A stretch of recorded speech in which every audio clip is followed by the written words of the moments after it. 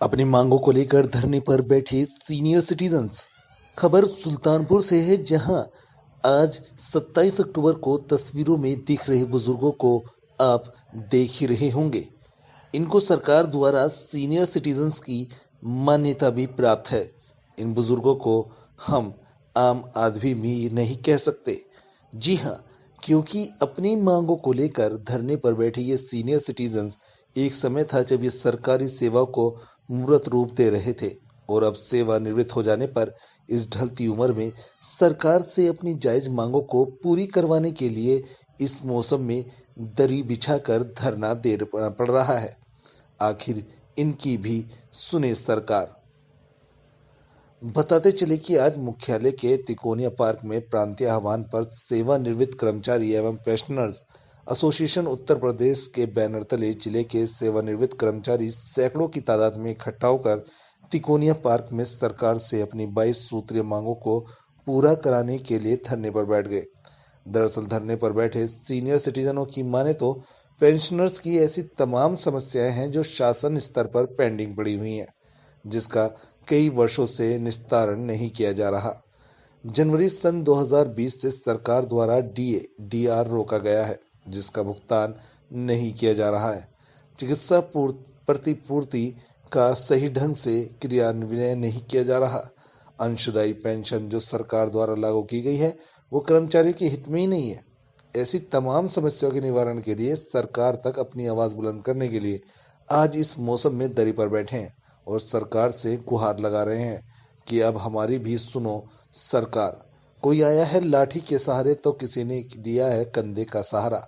सारी जिंदगी तो बिता दी आपकी सेवा में, अब कहने लगे हैं लोग सीनियर सिटीजन, अब तो बेड़ा पार करो सरकार।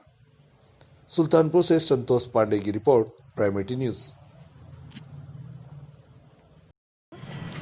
जेपी श्रीवास्तव, मंत्री पेंशनर्स एसोसिएशन। सर, ये क्या मामला रहा कि आज सेवानिवृत्त कर्मचारी पेंशनर्स एसोसिएशन धरने पे है? ये हमारे प्रांतीय संगठन का आह्वान है।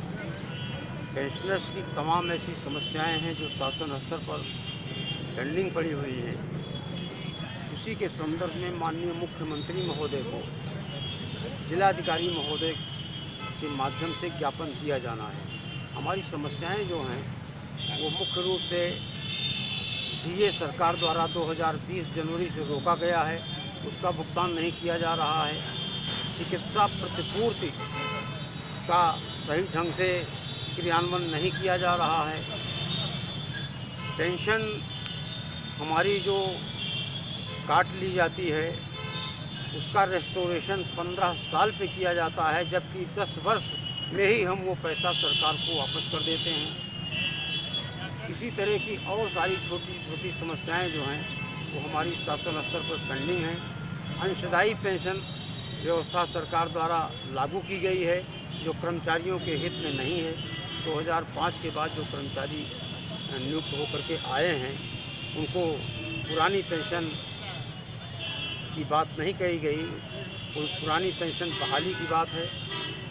इस तरह से हमारी जो चिकित्सा संबंधी और मैं घनश्याम श्रीवास्तव, जिला अध्यक्ष पेंशनर एसोसिएशन जनपद सुल्तानपुर। सर, ये आज जो आपका प्रदर्शन चल रहा है, ये प्रांतीय नेतृत्व प्रदर्शन किया जा रहा है। हमारी बहुत सी समस्याएं हैं जो मुख्यमंत्री कर्मचारियों की समस्याएं हैं या पेंशनों की समस्याएं हैं उसको काटते चले जा रहे हैं। जैसे डीए रोक दिए हैं, पेंशन हमारी बिकती है वो 15 साल में काटा जा रहा है, जबकि वो 8 साल 3 महीने में पूरा हो जाता है।